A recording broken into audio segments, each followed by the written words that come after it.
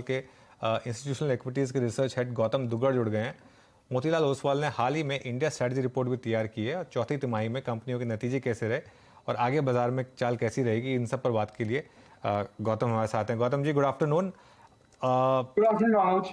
Earning season काफ़ी हद तक निकल चुका है, हालांकि अभी भी बैक बेंचर्स बाकी हैं। कैसा रहा आपके हिसाब से? ज़्यादा अपग्रेड्स रहे या डाउनग्रेड्स? अनुज, इस बार का जो फोर्थ क्वार्टर का कॉर्पोरेट अर्निंग सीजन है अभी तक इनलाइन है। अगर मैं देखूं अपने कवरेज यूनिवर्स में अभी तक 135 कंपनीज के नतीजे आ चुके हैं, जिसमें अर्निंग्स ग्रोथ 12% आया है। हमारा एक्सपेक्टेशन था 8% का इन 135 कंपनीज के लिए। निफ्टी में अभी तक 35 कंपनीज के नंबर आ गए, वहां पे 13% का अर्निंग्स ग्रोथ है versus expectation of 12%। So in line ही कहूंगा मैं इसको। सेंसेक्स में थोड़ा ज्यादा है, 16% ग्रोथ है 10 के मुकाबले।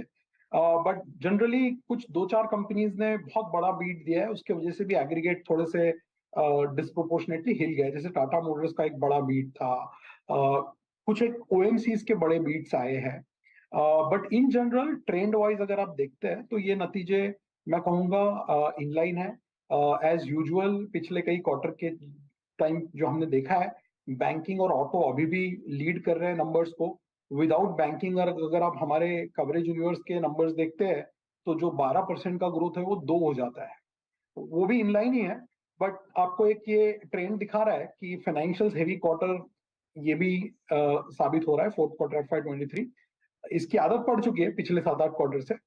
हो सकता है FY24 में जैसे आप आगे बढ़ेंगे थोड़े से अर्निंग्स ब्रॉड बेस होंगे और कुछ और सेक्टर्स इसमें कंट्रीब्यूट करेंगे, क्योंकि अभी फाइनेंशियल्स का बेस बहुत हेवी हो गया है। पिछले 5 साल में 45,000 करोड़ का जो फाइनेंशियल्स का प्रॉफिट होता था निफ्टी में, वो 2,10,000 करोड़ हो गया है। तो 5 साल में लगभग 5 गुना प्रॉफिट बेस बढ़ चुका है। यहां से हमको लगता है फाइनेंशियल्स थोड़ा अभी अर्निंग्स ग्रोथ के मामले में नॉर्मल दिखेगा, 18-20% का। बट बाकी सेक्टर्स अभी इसमें कंट्रीब्यूट कर सकते हैं। जैसे ऑटो हमने देखा पिछले 2 क्वार्टर से कंट्रीब्यूट कर रहा है। बिल्कुल। आगे जाके मेरा यह अनुमान है कि हम कंजम्पशन भी बॉटम आउट होते हुए दिख रहा है, इसलिए हमने कंजम्पशन हमारे मॉडल पोर्टफोलियो में ओवरवेट कर दिया था जब इस बिल्कुल क्वार्टर का हमने स्ट्रेटेजी रिपोर्ट बनाया था। गौतम, तो क्या दो पार्ट का सवाल है मेरा। क्या ये एक रीज़न है कि कंजम्पशन बास्केट इस तरीके से आउट परफॉर्म कर रही है क्योंकि अब एक्सपेक्टेशन है कि यहाँ अर्निंग्स काफ़ी पिक होंगी, autos, FMCG, discretionary, non discretionary सब तेज़ भाग रहे हैं? और दूसरा, सिंस आपने बैंक निफ्टी की बात छेड़ी, तो क्या बैंक निफ्टी और सॉरी फाइनेंशियल्स की बात छेड़ी, तो क्या अब इन लेवल्स पर बैंकों को खरीदने में थोड़ा रिस्क है आपके हिसाब से? क्या ये अब एक ओवरबॉट ट्रेड है?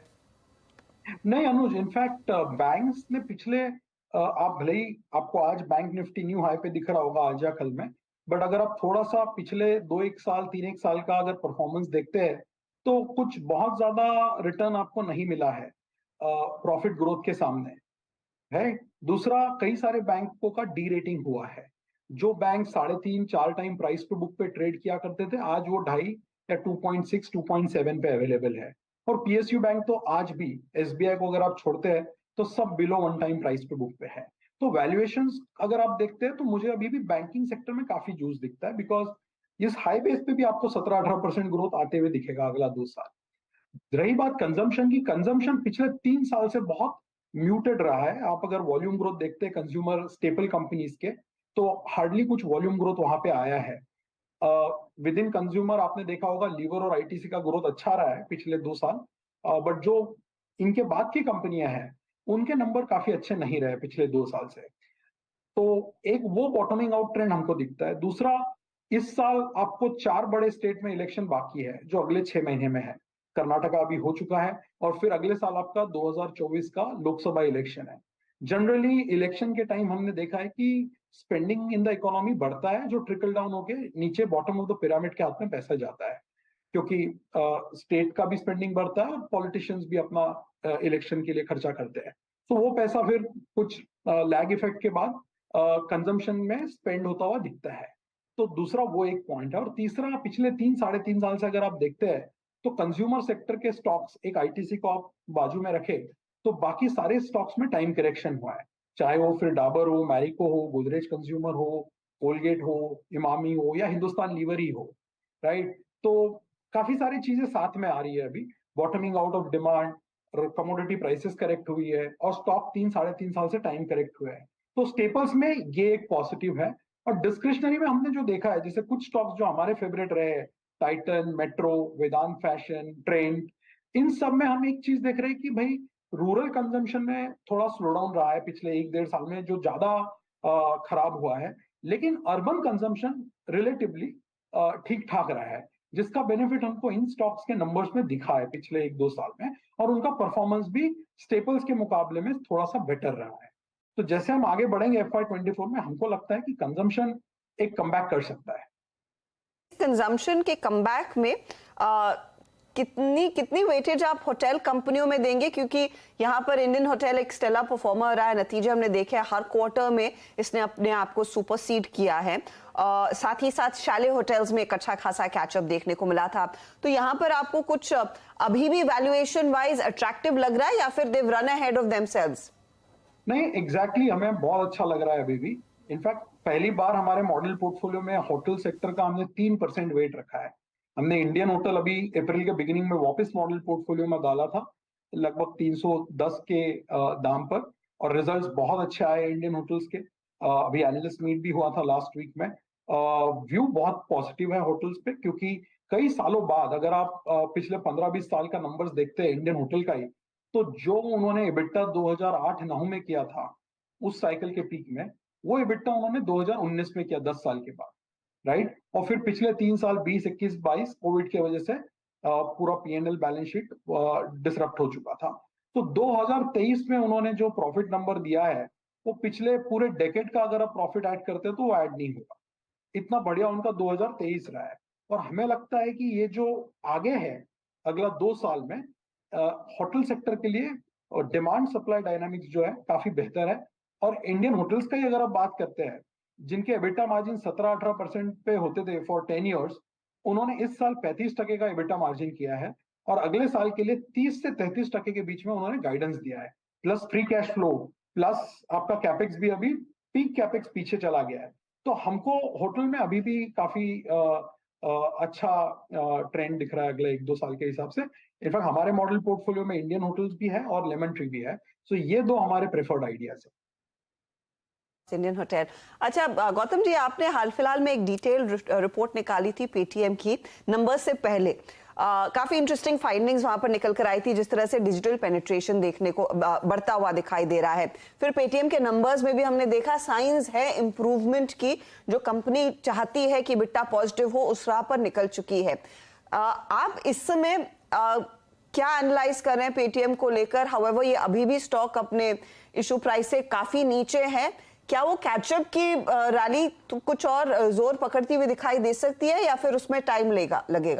नहीं, बिल्कुल अर्शदा, हमको लगता है कि हर एक क्वार्टर जैसे जैसे आप आगे बढ़ेंगे पिछले क्वार्टर से बेटर रहेगा। जो आपने ऑलरेडी फोर्थ क्वार्टर में देख लिया है, जो कंट्रीब्यूशन मार्जिन है, एडजस्टेड EBITDA है, ओवरऑल ग्रोथ है in different different segment, payment, financial services, disbursement, third quarter भी बहुत अच्छा था उनका पिछले क्वार्टर के मुकाबले। तो ऑलरेडी अगर आप देखते हैं trend quarter wise, because listing history ज्यादा नहीं है, तो आपको क्वार्टर ऑन क्वार्टर देखना पड़ेगा। तो पिछले 4-5 क्वार्टर से आपको कंसिस्टेंटली इंप्रूवमेंट दिख रहा है, और हमको लगता है कि ये आगे जाके और सस्टेन होगा। इनफैक्ट हमारा अनुमान है FY25 में ये ब्रेक इवन हो जाएगा। कंपनी का गाइडेंस मुझे लगता है सेकंड हाफ ऑफ FY24 है। हमारा मॉडल में जो कंजर्वेटिवली बिल्ड किया है वो FY25 का है। हमने इस पे कवरेज बहुत रिसेंटली किया है, 1-1.5 महीना पहले। सो पहले हमारा कवरेज नहीं करने का रीजन वही था कि हमको वैल्यूएशंस बहुत महंगे लगते थे in terms of absolute market cap.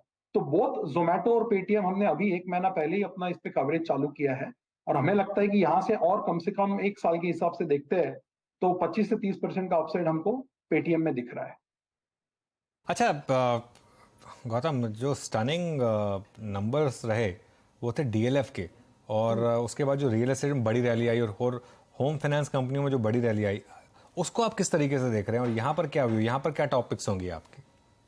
अनुज, बहुत सही आपने कहा है कि रियल एस्टेट में एक अलग तरीके का आपको मोमेंटम दिख रहा है नंबर्स में, चाहे वो गोदरेज प्रॉपर्टीज हो, DLF हो, लोधा हो, और आज आई थिंक ओबेरॉय का रिजल्ट है।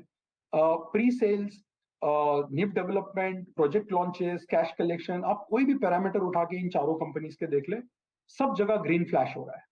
और उनके जो गाइडेंसेस है FY24 के for pre sales, new project launches और बिजनेस डेवलपमेंट के, उससे ये लग रहा है कि ये सेक्टर में अभी बहुत जूस बाकी है, क्योंकि ये सेक्टर 10 साल तक कहीं नहीं गया था, राइट।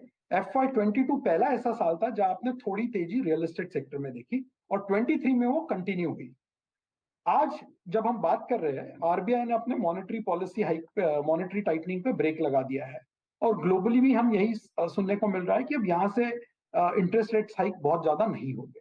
तो वो एक तरीके का एक टेलविंड बन जाता है कि अफोर्डेबिलिटी आपकी थोड़ी सी इंप्रूव होते जा रही है, इंटरेस्ट कॉस्ट आपके बॉटम आउट टॉप आउट हो चुके हैं और सेक्टर में इंडिविजुअल कंपनी बाय कंपनी आप देखेंगे कि सेक्टर फंडामेंटल्स काफी बेहतर हो रहे हैं। तो हमारा ये सेक्टर पे हालांकि ये बड़ा एलोकेशन वाला सेक्टर नहीं है, बट हमारे मॉडल पोर्टफोलियो में मैक्रोटेक अभी भी है और रिसेंटली हमने गोदरेज प्रॉपर्टी को अपग्रेड किया था करीबन 1 से 1.5 महीना पहले, जब दाम बहुत गिर चुके थे 1100 तक। तो सेक्टर में व्यू पॉजिटिव है। अच्छा, एक सेक्टर जो बड़ा एलोकेशन वाला सेक्टर रहा है लेकिन जिसने सबसे ज्यादा निराशा दिखाई है वो है आईटी कंपनी, और आपने भी यहाँ पर शायद एक अर्निंग्स कट मेंशन किया है अपनी रिपोर्ट में। ये कितना समय का पेन रहेगा गौतम, रफली? सी हर्षदा, ये बताना बहुत मुश्किल होता है बिकॉज ग्लोबली लिंक्ड सेक्टर है और काफी सारे मूविंग पार्ट्स है इसमें, यूएस का ग्रोथ, यूरोप का ग्रोथ। सी आईटी सेक्टर में एक चीज जो हमेशा मैंने देखी कि इसमें हाइप बहुत होता है बोथ साइड्स पे। अगर मैं अपने नंबर्स देखूं, अभी तक 12 आईटी कंपनीज ने अपने रिजल्ट डिक्लेयर कर दिए हैं। टोटल प्रॉफिट ग्रोथ 9% है, एक्सपेक्टेशन 11% था, राइट। लेकिन रिजल्ट्स के दिन क्या होता है कि किसी कंपनी का एक्सपेक्टेशन 3% टॉप लाइन ग्रोथ का था और अगर 3.5 आता है तो वो स्टॉक में 5-6% की रैली दिखती है, और 3 की जगह 2.5% आता है तो 5-6% का बिकवाली दिखता है। तो थोड़ा सा एग्जैगरेटेड रिएक्शन होता है रेवेन्यू ग्रोथ को लेके, बट प्रॉफिट ग्रोथ अगर आप देखें इस क्वार्टर में भी और ये पूरा साल का भी 9-10% प्रॉफिट ग्रोथ आईटी सेक्टर ने किया है। दूसरी बात, CY22 को वर्स्ट परफॉर्मिंग सेक्टर आईटी था। NSE IT index was down 28% और इस साल भी I think year to date 3-4% down ही है, जबकि निफ्टी ऊपर है।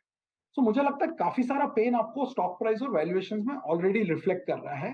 हालांकि ऊपर जाने के लिए जो कैटलिस्ट लगेगा वो नियर टर्म में नहीं दिख रहा है। तो इसको एक तरीके से ऐसा कहा जाए कि यहाँ पे आपका डाउन साइड लिमिट हो गया, because free cash flow yield, dividend pay outs, इस साल भी आपने देखा होगा 85-90% पे आउट हुआ है। इनफैक्ट FY15 से लेकर अगर आप FY22 का डेटा देखते हैं, क्योंकि 23 के अभी एनुअल रिपोर्ट्स आने बाकी है, FY15 to 22 अगर आप देखेंगे, टॉप 5 टियर 1 आईटी कंपनीज ने मिलकर 5 लाख करोड़ का प्रॉफिट बनाया था, जिसमें से 3,78,000 करोड़ रुपए उन्होंने शेयर होल्डर्स को वापस कर दिया था थ्रू डिविडेंड एंड बायबैक। तो इतना कंसिस्टेंट और स्ट्रॉन्ग और अच्छा ट्रैक रिकॉर्ड है कैपिटल एफिशिएंसी और कैपिटल एलोकेशन का। मुझे लगता है बियॉन्ड अ पॉइंट वैल्यूएशन इसमें ज्यादा नहीं करेक्ट होंगे। हाँ, किसी का अगर बहुत ही शॉर्ट टर्म का व्यू है तो वहां कुछ कहना बहुत डिफिकल्ट हो जाता है, बट ये प्राइसेस मुझे काफी अट्रैक्टिव लगता है आईटी सेक्टर के, specially tier 1 IT names. Right Gautam, चर्चा को और बढ़ा सकते थे लेकिन थोड़ी समय की कमी हमारे पास। शुक्रिया जुड़ने के लिए हमारे साथ। Thank you Anuj. ओके, चलिए ये बात हो गई मोतीलाल ओसवाल की तरफ से, बहुत ही शानदार व्यू उनका।